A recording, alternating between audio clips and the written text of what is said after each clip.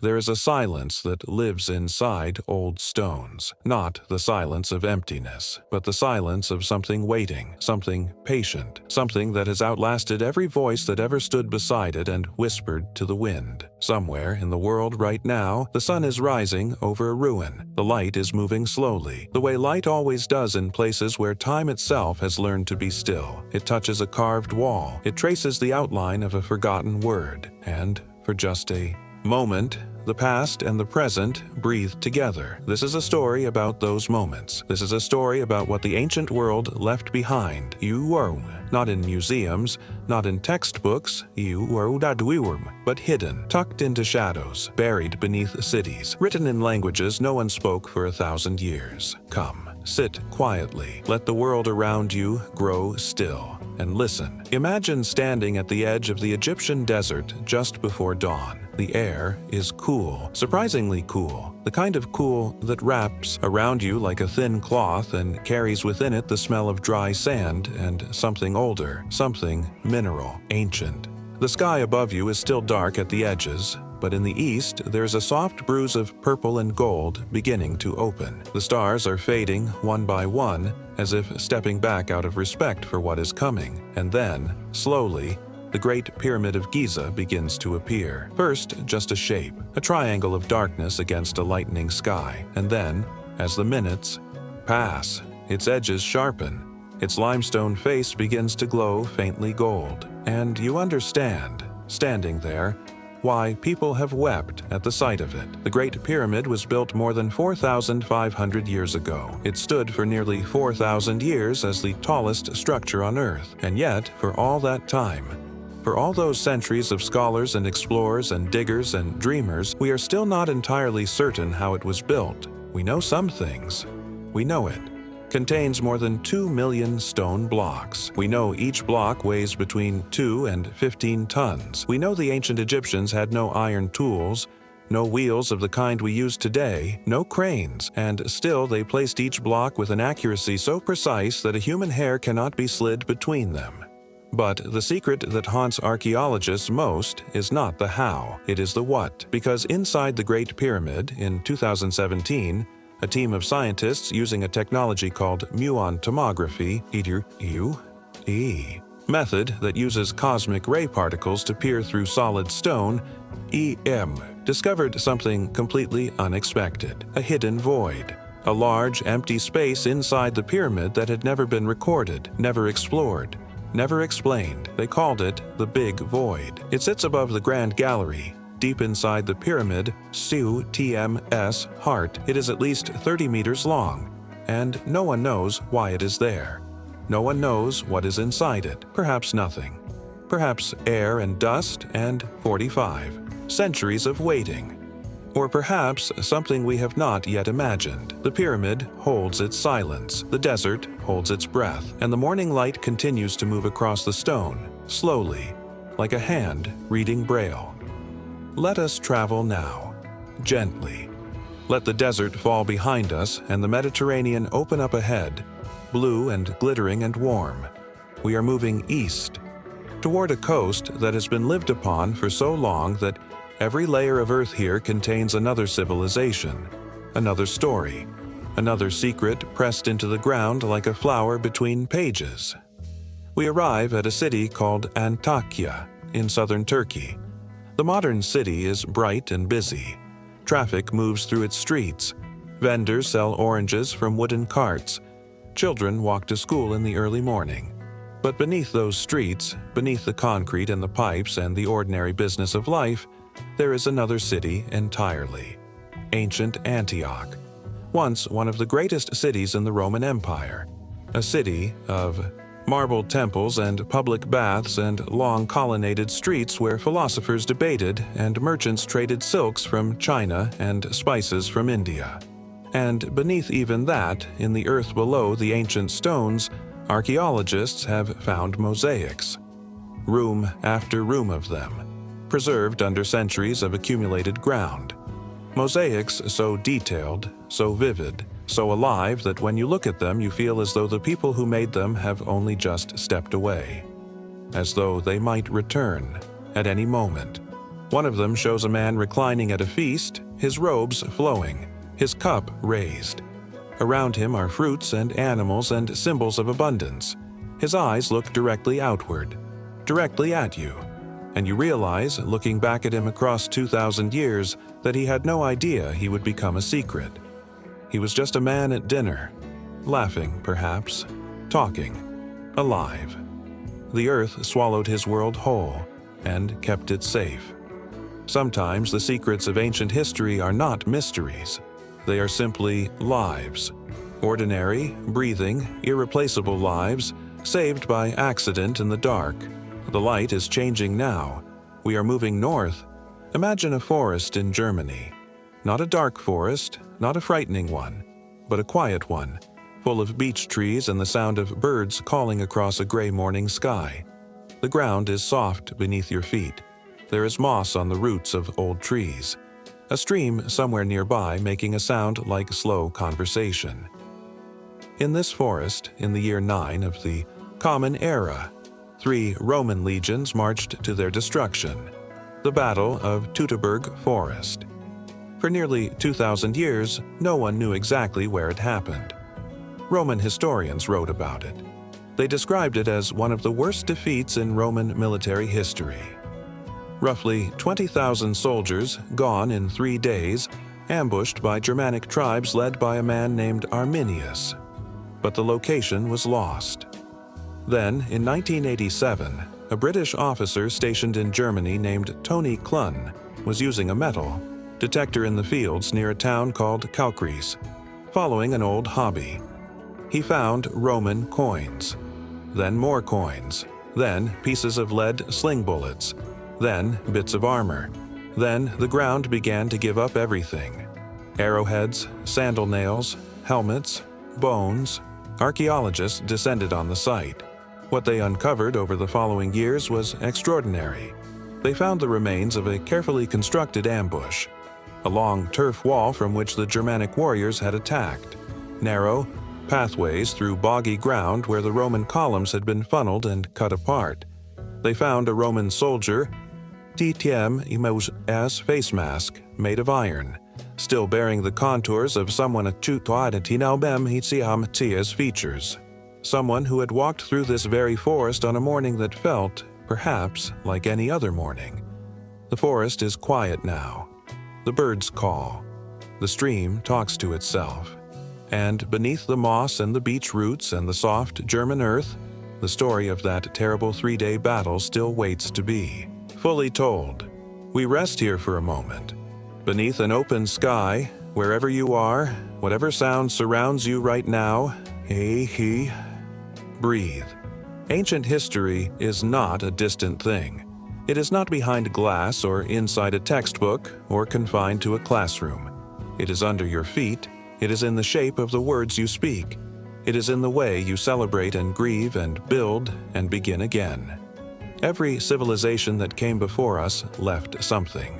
Not always buildings, not always objects, sometimes just a pattern. A way of thinking. A question that has been asked so many times and in so many languages that it has worn a groove into the world. Where do we come from? What did the people before us know? What have we forgotten? Let us keep going. There is more to find. Come with me now to an island. A small, beautiful island in the Aegean Sea, where the water is the color of a clear afternoon sky and the ruined walls of an ancient city rise from the hillside like broken teeth against the blue. This is the island of Thera. You may know it by its modern name, Santorini. Today, it is one of the most photographed places on Earth. Whitewashed walls, blue domes, sunsets that turn the sea the color of honey.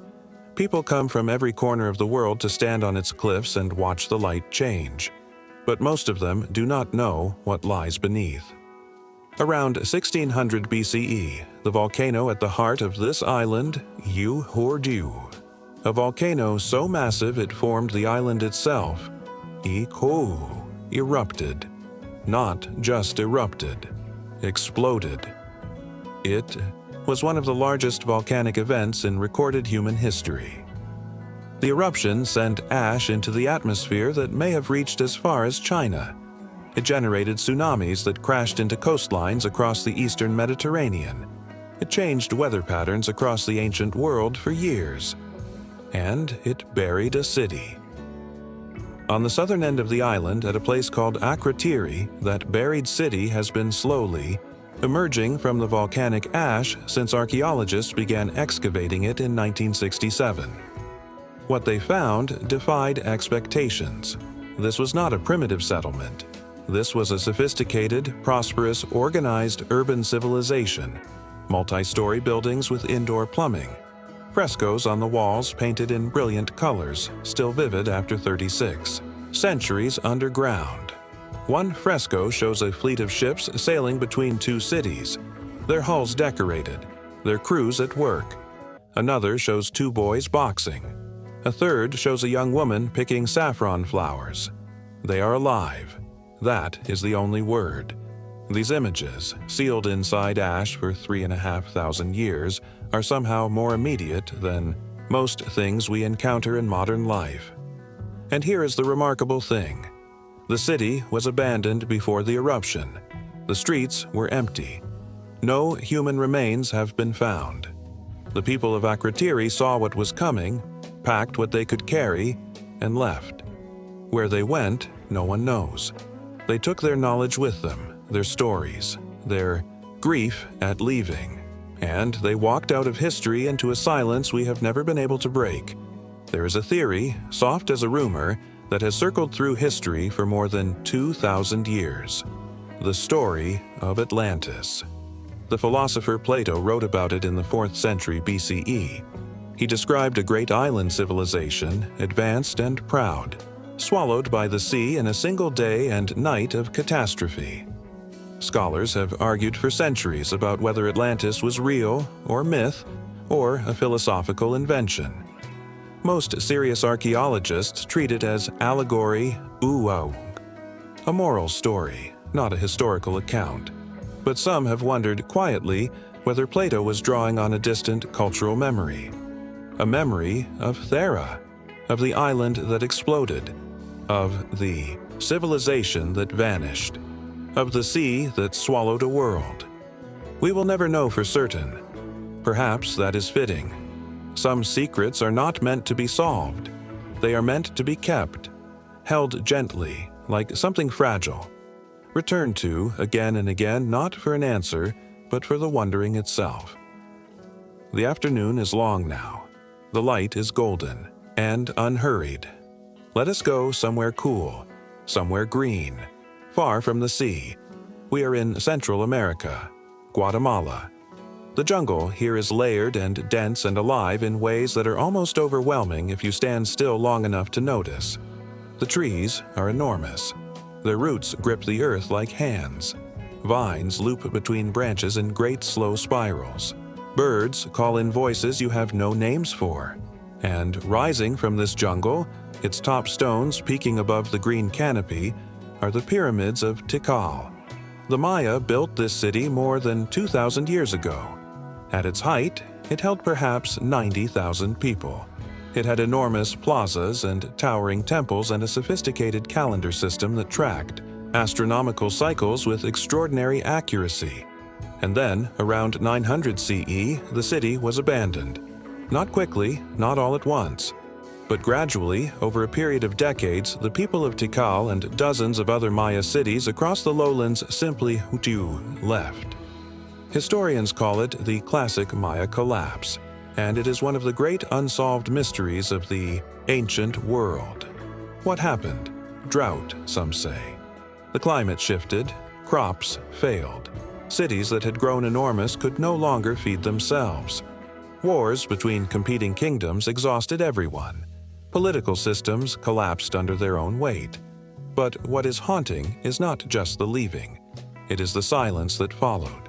The jungle moved in almost immediately. Roots cracked plazas. Trees grew through walls. Animals made their homes in temples.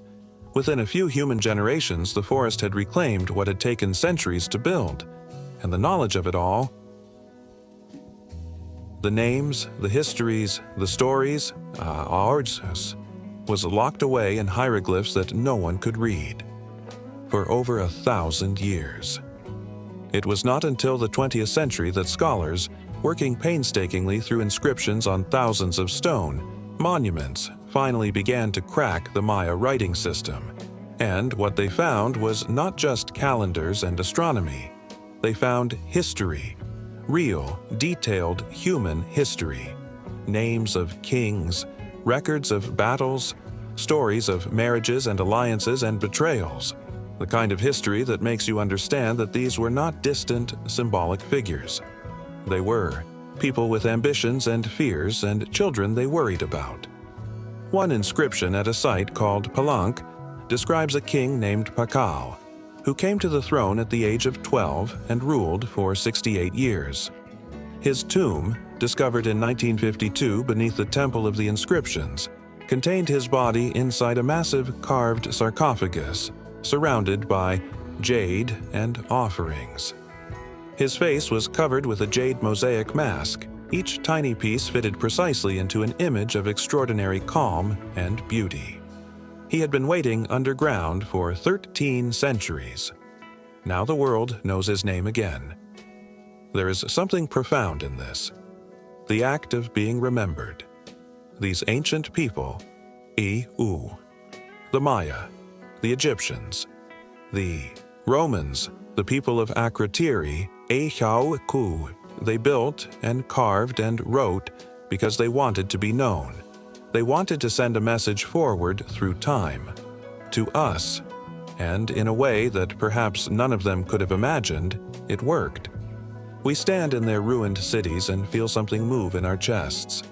Something that is not quite sadness and not quite wonder, but lives somewhere between the two. A recognition, a sense of kinship across impossible distances of time. They were here. We are here. The earth holds both of us. As the evening begins to settle, let us cross an ocean. We are in the Pacific now. The water is vast and dark, and the wind carries salt. The waves are long and low and rhythmic, like breathing. And ahead of us, slowly appearing on the horizon, is one of the most remote inhabited places on Earth. Easter Island, Rapa Nui in the language of the people who live there. You know it, most likely, by its statues, the Moai. Those enormous stone figures, nearly 900 of them, standing on the slopes of an island smaller than the city of Chicago, staring inland with expressions that are somehow both stern and sad. The largest of them stands nearly 10 meters tall and weighs 80 tons. They were carved from volcanic rock and then moved across the island to their platforms, by people with no metal tools, no wheels, no draft animals. For a long time, the dominant theory was that moving the Moai had required enormous labor, hundreds of people, dragging them on wooden sledges across the island. Some researchers suggested this had contributed to the island Oditeni-Mes deforestation, which in turn contributed to the collapse of Rapa Nui society. But in recent years, new research has proposed something remarkable. Experiments have suggested that the Moai may have been walked. Using ropes attached to either side, teams of people could cause the statues to rock slightly from side to side, moving them forward in a kind of waddle. A few dozen people, a statue of several tons, moving across the island step by step. The islanders themselves always said the statues walked. Their oral tradition described it clearly, and for generations, archaeologists assumed this was metaphor. Perhaps it was not. Perhaps it was memory. The people of Rapa Nui watched them move, remembered what they saw, told their children, and their children told their children. And the knowledge traveled through time in the oldest way there is iku.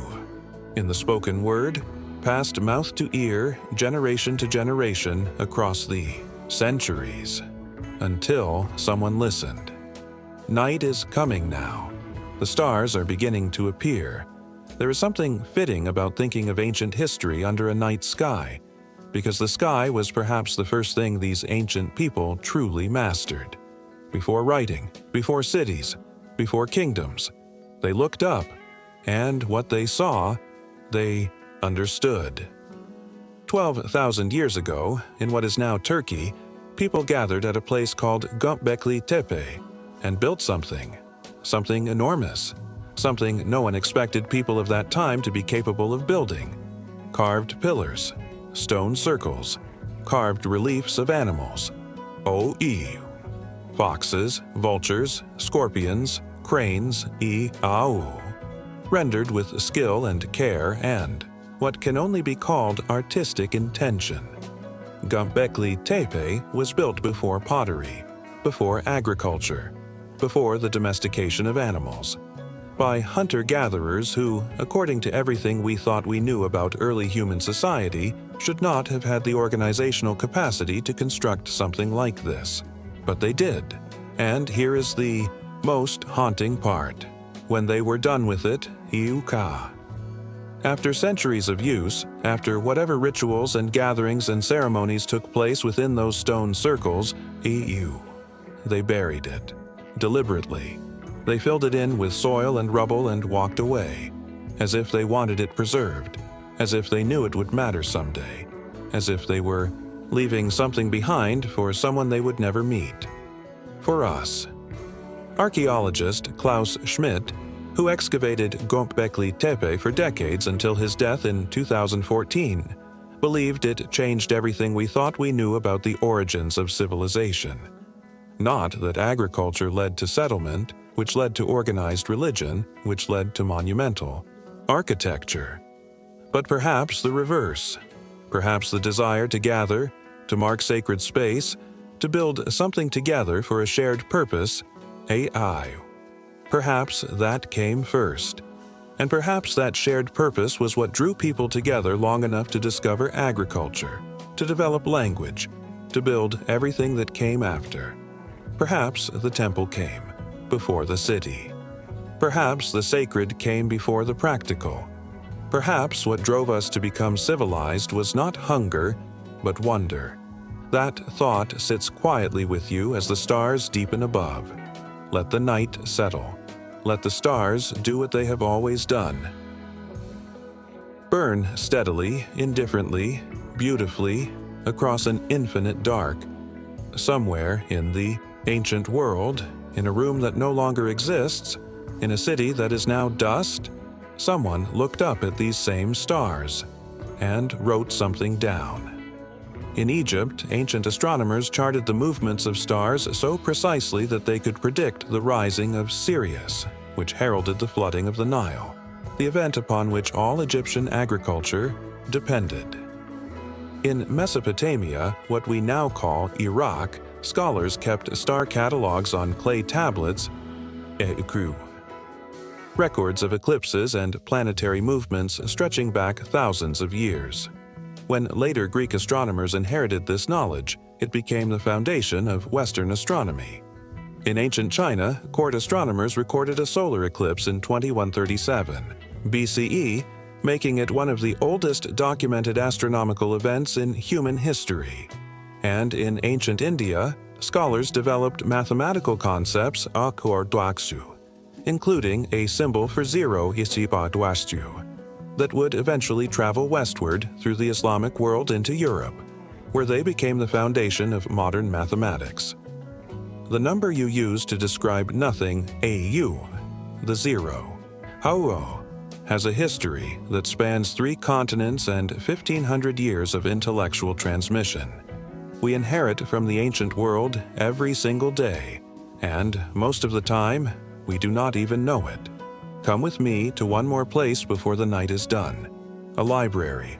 Not the kind with shelves and study lamps and quiet footsteps on carpeted floors. A library carved into a hillside in the ancient city of Ephesus on the western coast of what is now Turkey. The Library of Kelsus. Its facade still stands. 2 stories of carved marble columns and niches and ornamental detail that, even in ruin, even after nearly 2,000 years of earthquake and neglect and the long erasure of time, is breathtaking to stand before.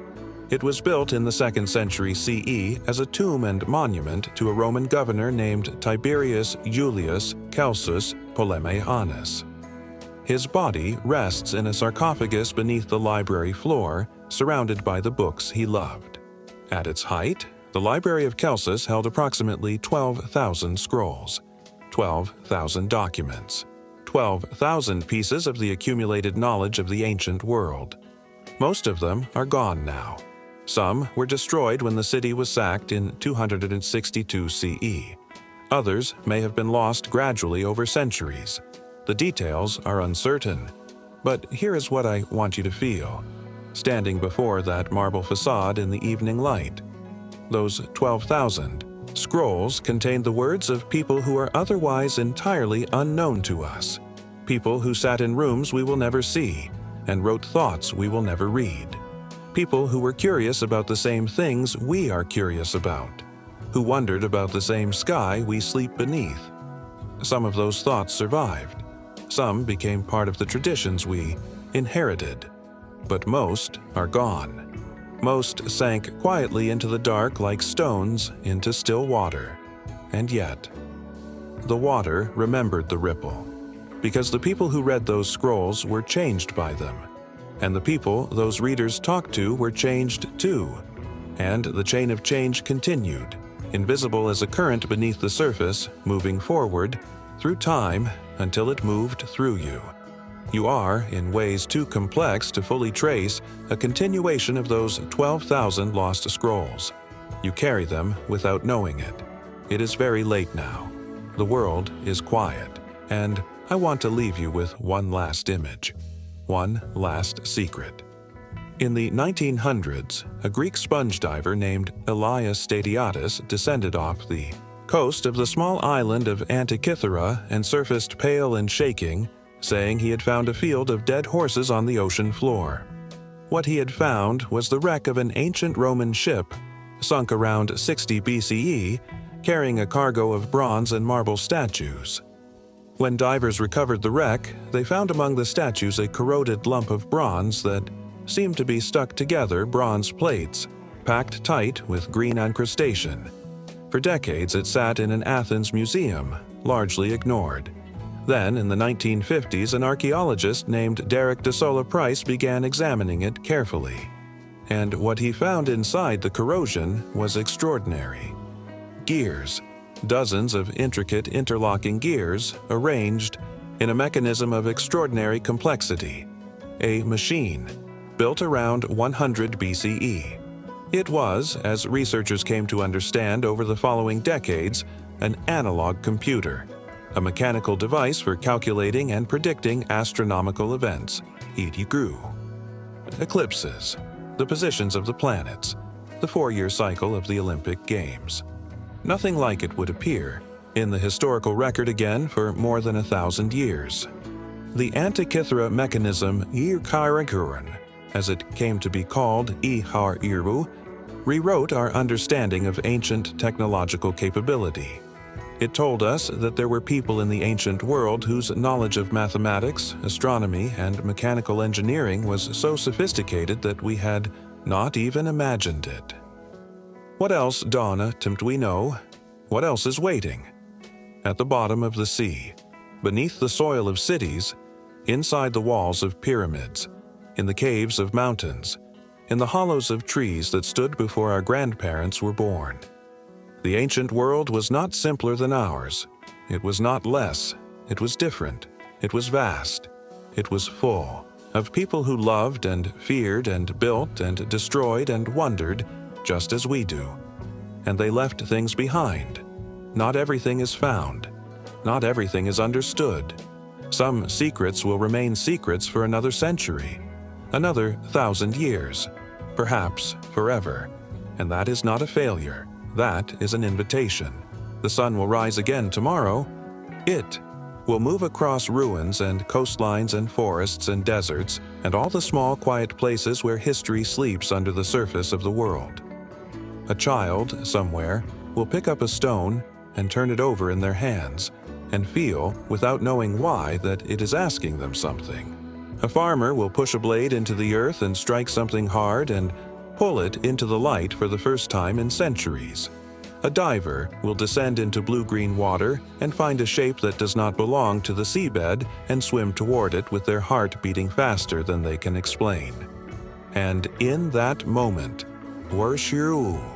in all those moments, the wall between the present and the past will become very thin, and through it, for just a breath, the ancient world will look at us, curious, patient, full of things it has not yet said, waiting for us to ask the right questions, waiting for us to be still enough to hear the answers.